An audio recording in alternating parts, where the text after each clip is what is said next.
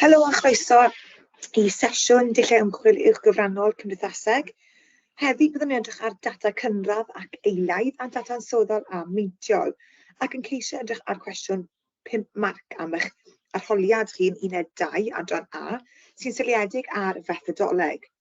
Nawr, efallai bod yn syniad eich bod chi yn cyfeirio at eich nodiadau ysgol chi fan hyn wrth edrych dros y pwynt pŵer, jyst wrth gyfarwyddo creu nodiadau bach extra efallai, neu sy'n ffyrdd o adolygu gyda'ch mapiau feddwl chi neu'r ffyrdd chi'n adolygu eich hun. Felly, beth yw ymchwil gymdeithasegol? Nawr, hyn ych chi wedi bod yn astudio yn gymdeithaseg hyd yn hyn, mae rhywun wedi wneud yr ymchwil ar y testyn yma. Okay? Beth ych chi'n gallu meddwl am? Ydych chi'n gallu meddwl am enghreifftiau o bethau sy'n cael ei ymchwilio yn gymdeithasegol, ac efallai enghreifftiau o grwpiau penodol? Wel, dyma'r pynciau poblogaidd ym maes ymchwil gymdeithasegol: iaith a hunaniaeth, iechyd, hiliaeth, dosbarth gymdeithasol, trosedd a thlodi. Enghraifft o hyn oedd Llywodraeth Cymru yn 2016 wedi edrych mewn i tlodi yng Nghymru, ac yn ôl yr arolwg o adnoddau teulu, roedd 23% o holl boblogaeth Cymru yn byw mewn tlodi, sef un o'r canonnau mwyaf yn y Deyrnas Unedig, a nhw'n tybio bod hynny wedi cynyddu hefyd ers 2016. Gyda problemau yn yr economi a problemau o safonau byw pobl a the cost of living crisis yn amlwg.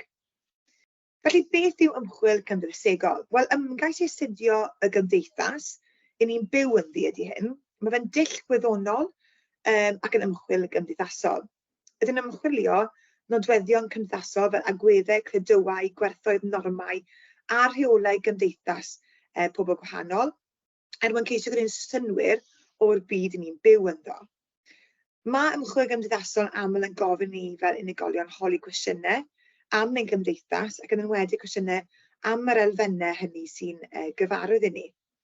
Yn aml, ni'n cymryd llawer o arferion cymdeithasol yn ganiataol, heb feddwl ymhellach rili amdanyn nhw. Wel, mae ymchwil gymdeithasol yn aml yn gofyn ni holi pam rydyn ymddwyn mewn ffordd benodol. Beth sy'n effeithio ar berson neu grŵp o bobl i wneud i nhw ymddwyn y ffordd maen nhw'n ei ymddwyn? Mae rhywbeth wedi digwydd neu mae effaith ar eu bywyd nhw.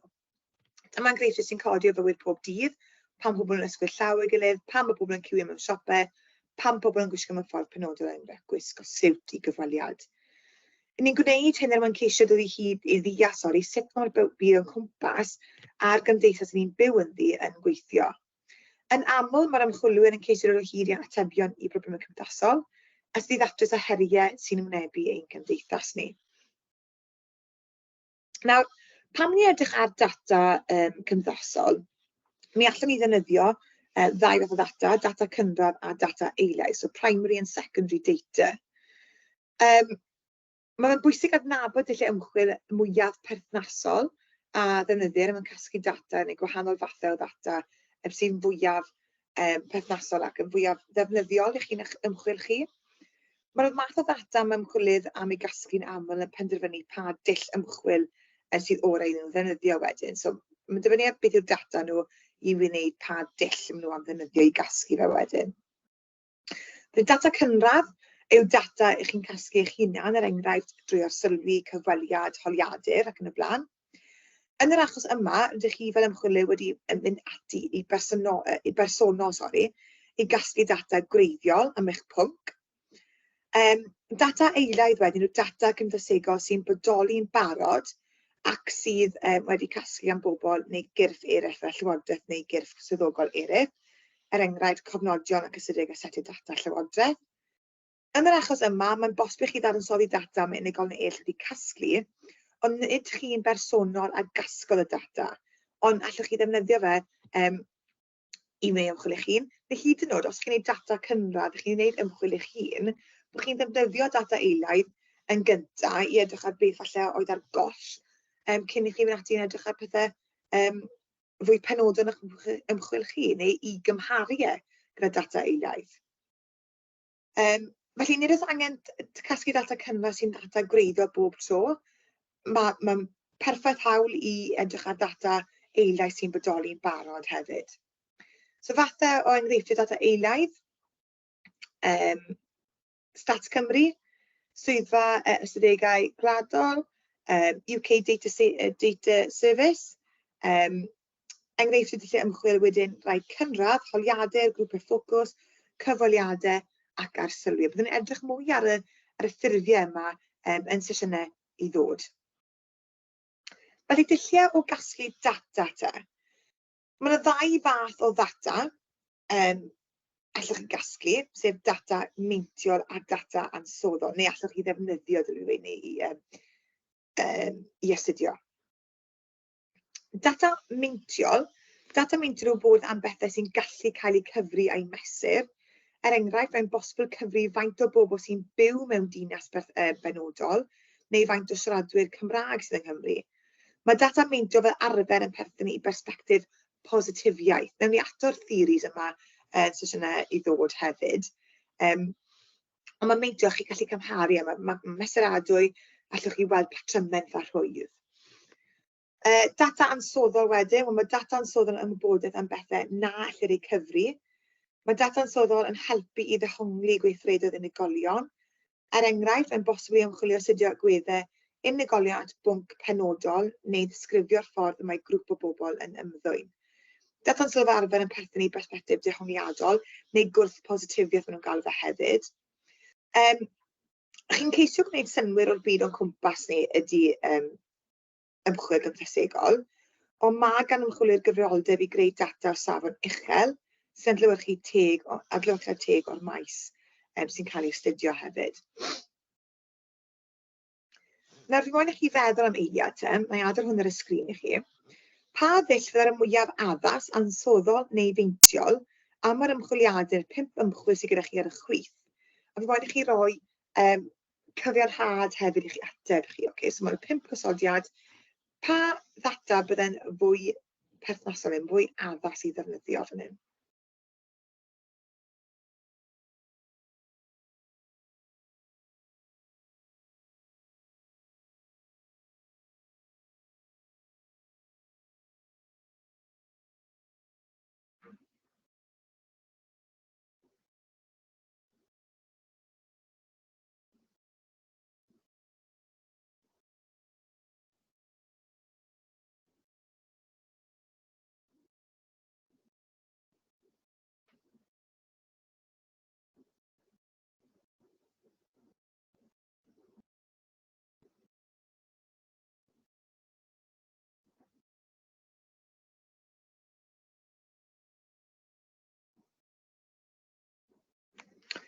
Iawn, yn edrych ar nhw'n unigol. Profiad pobl ifanc o straen wrth fynd i brifysgol i ffwrdd y gartre, fel ansoddol bysau yn well gan bod chi'n ymwneud ag emosiwn rhywun, straen, stres o fynd i brifysgol, sut maen nhw'n eu profiad nhw, beth yw y straenau nhw'n ei weld. A oes gwahaniaethau rhywedd rhwng merched a bachgen o ran faint o amser maen nhw'n ei dreulio yn astudio. Meintio bydde hwn gan bod yn data rhyddiadol am fy'n amser sy'n cael ei astudio. A myfyrwyr yn mwynhau gwaith a thal tu allan i'r cartref. Ansoddol bysau hwn. Mae mwynhad yn emosiwn, felly mae angen data ansoddol. A yw pobl ifanc cymryd fwy o ran na phobl hŷn neu mewn gwyliau gweithgareddau, sori, mae'n fawr gweud. Meintiol, chi'n cymharu ymddygiad pobl hŷn a phobl iau, felly dull meintiol yn well achos chi'n cymharu patrymau rhwng y ddau ohonyn nhw. Pam hwyl dewis pleidleisio dros un blaid wleidyddol yn benodol, ansoddol yn fwy priodol fan hyn, achos chi'n archwilio am resymau pobl dros eu dewisiadau o bleidleisio. Nawr, dulliau ymchwil meintiol, mae ymchwil meintiol yn seiliedig ar ystyried a dylai gwaith ymchwil cymdeithasol bod yn wyddonol, so positifiaeth. Mae'n cael ei ddarganfod patrymau ymddygiad ac os yn bosibl i sefydlu perthynas neu gyd perthynas achosol.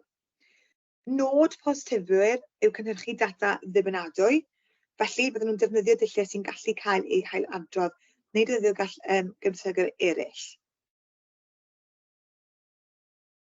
Dewn ni at gael gair ddibynadwy. Byddwn ni'n twtio hwnna mewn yn ychydig nawr. Mae hwnna'n rhywbeth sy'n gallu cael ei ailadrodd eu cymharu.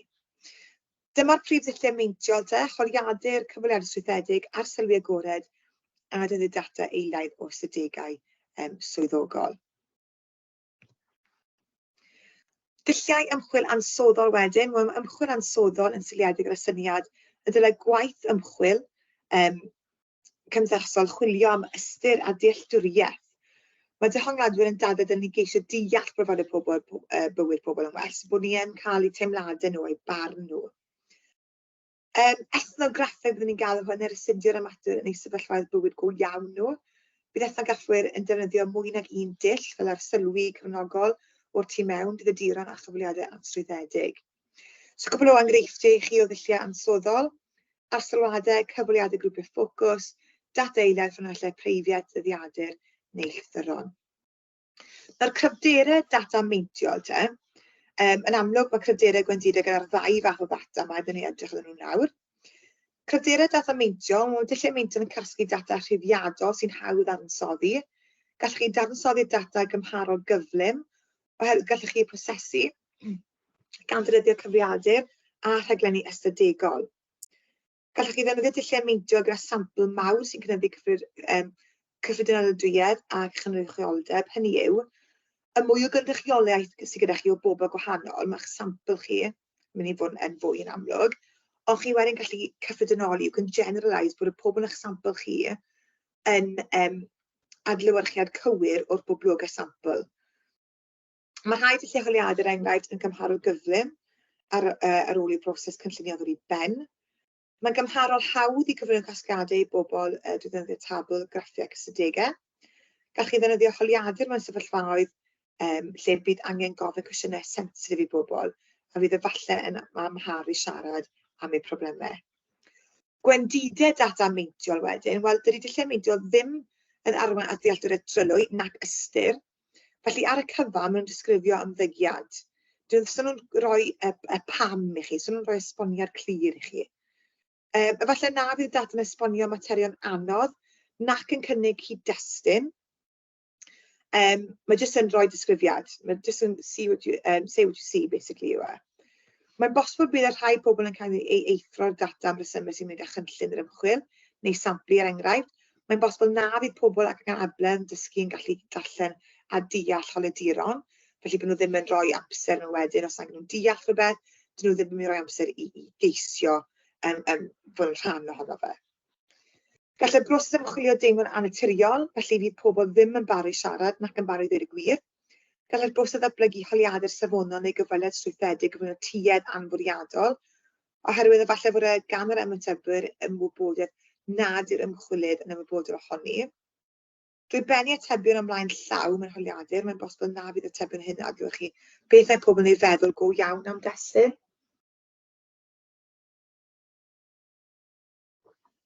Cryfderau o ddata ansoddol Mae data'n rhoi dealltwriaeth ni o brofiadau personol pobl, a mae fe'n gallu rhoi manylion rili gwerthfawr i chi, a pethau chi heb meddwl am. Chi'n gallu astudio rhywbeth wrth i fe ddigwydd yn fyw. Mae'r gwaith ymchwil yn ceisio ei gynnal mewn lleoliad naturiol. Felly bydd pobl yn ymlacio. Gallwch ddychwelyd i ofyn cwestiynau gwahanol neu cwestiynau newydd wrth i'r gwaith fynd yn flaen. Mae'n addas iawn ar gyfer astudio grwpiau anodd eu cyrraedd fel pobl ddigartref neu droseddwyr, na fydden nhw o bosibl yn ymateb i ddulliau gwyddonol, ond sydd gyda hawl i leisio eu barn fel pawb arall. Cyfraddau ymateb yn tueddu fod yn uwch nag yn achos ymchwil meintiol, falle nad yw pobl yn awyddus i lenwi holiadur. Os mae'n dod trwy drws iddyn nhw, falle bydd nhw'n anghofio, neu os mae e-bost, bydd nhw ddim yn mynd i gyrraedd mewn pryd, o ran, os ych chi'n wyneb i rhywun, does dim real escape gyda chi. Gwendidau. Mae'n anhebygol iawn y bydd ymchwil ansoddol yn gyffredinoli, ac yn gynrychioliadol o bob boblogaeth ehangach, mae sampl cyfleus neu sampl didebygolrwydd. Hynny yw, mae'r sampl yn eitha fach hefyd i chi ddefnyddio. Yn aml o'r sampl yn fach, felly mae'n anodd creu darlun ehangach. Llawer o anawsterau ymarferol ynglwm o'r ddulliau hyn. Gynnwys yr amser mewn i Gymru gasglu data neu ddilyn poblogaethau. Gall y gwaith o gasglu data ar ffurf ymarferol i greu narratif syml, yn bod yn lefarus, repetitif hefyd.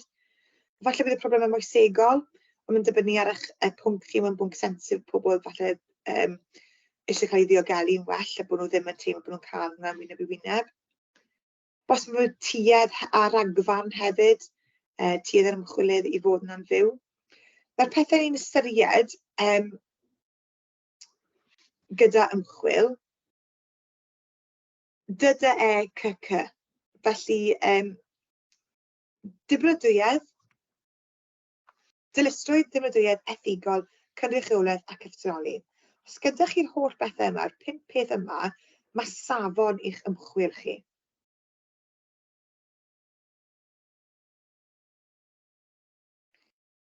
Mae cymdeithasegwyr yn ceisio gwneud yn siŵr bod gyda nhw pob un o'r rhain mwyn cael y safon uchel posibl i'r ymchwil.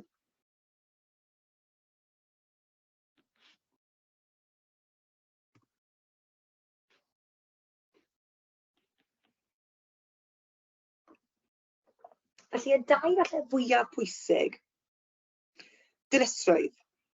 Mae dilysrwydd yn golygu rhoi darlun cywir neu ddilys o'r hyn rydyn ni'n astudio neu ymchwilio iddo. Mewn ymchwil gymdeithasol, mae'n angen adlewyrchu gwir natur digwyddiadau neu ymddygiad cymdeithasol. Er enghraifft, mae'n bwysig adrodd mor fanwl gywir a phosibl heb ddylanwadu ar ddigwyddiadau neu ei newid. Felly hynny yw'r natur yn hollol wir. Chi moyn cael darlun hollol gywir o'r sefyllfaoedd yma. Dibynadwyedd, mae'r ymchwil yn ddibynadwy sy'r ymchwil yn eraill yn gallu defnyddio'r un dulliau chael yr un canlyniadau. Mae dibynadwyedd yn gysylltiedig â data meintiol, gan fod modd gwneud yr un ymchwil eto mewn lleoliadau gwahanol, neu ddisgyfnod gwahanol amser, a chymharu wedyn gyda setiau o'r ystadegau. Er enghraifft, gall 2 ymchwil gwahanol ddefnyddio un holiadur yn un lleoliad 10 mlynedd ar wahân gan ddilyn yr un broses. Os chi'n meddwl bod y census sy'n mynd o gwmpas bob 10 mlynedd, mae'r cwestiynau newydd yn cael ei adio iddo fe, ond chi'n cymharu hwnna o y 10 mlynedd yn gynt. Felly, mae hwnna'n enghraifft da o weld dibynadwyedd o ymchwil. Felly, cwestiwn 5 marc wedyn te. Nawr, byddwch chi yn cael hwn yn uned, hwn bydd y cwestiwn cyntaf chi'n cael yn uned 2, adran A. A pethau ni'n edrych yn ofyn hyn te, ydych chi'n dangos gwybodaeth a dealltwriaeth fanwl o gysyniadau cymdeithasegol sy'n berthnasol i gyd-destun y ddadl? Ydych chi'n ddefnyddio cysyniadau chi a dulliau ymchwil cymdeithasegol priodol mewn ffordd gywir a pherthnasol? Yn y cwestiynau yma, mae angen i chi ddefnyddio gwaith cymdeithasegol hefyd i gefnogi eich atebion chi. Pan bydd edrych ar cwestiynau 10 ac 20 marc, bydd ni edrych yn nhw'n fwy fanwl fyna. Ond mae angen i chi cael, fi siŵr bod eich ffrawn chi roi tabl o gymdeithasegwyr chi, neu falle bod yn eich uned chi wrth chi astudio. Bod chi'n rhoi enghreifftiau o gymdeithasegwyr yn eich atebion chi i ddangos eich dealltwriaeth chi o fewn cyd-destun gwahanol. Mae angen i chi ddefnyddio gysyniadau DDECC, fel ni'n trafod gyda chi. Rhaid cynnwys enghreifftiau i gliro'r term, a mae angen i chi cyfeirio at yr eitem. So byddwn ni'n rhoi 5 munud i wneud hwn, 5 marc, 5 munud, 1 paragraff. Nawr dyma'r eitem sydd gyda ni. So mae'n rhoi rhyw funud i chi ddysgu darllen hwn.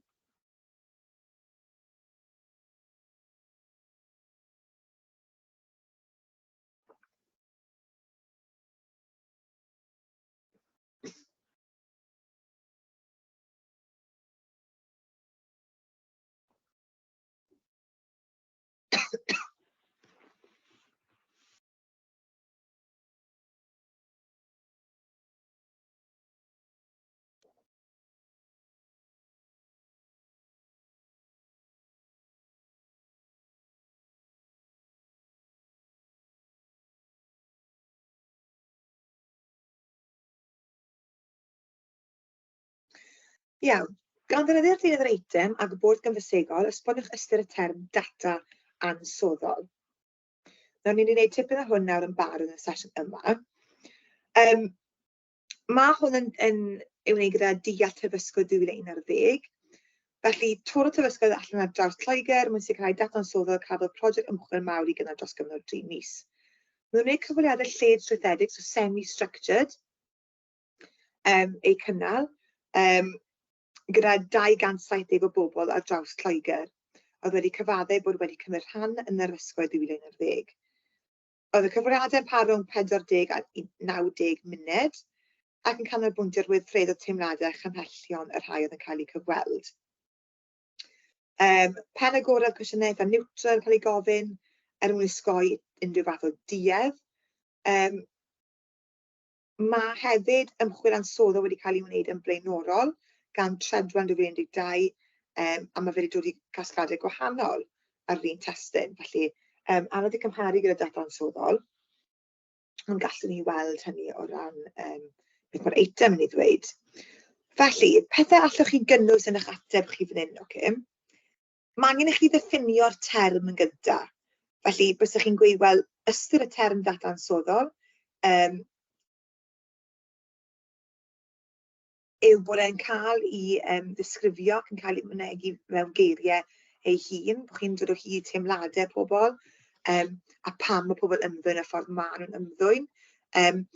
Yn ôl eitem, maen nhw moyn gwybod beth oedd yn cymell pobl, natur yr agwedd yma.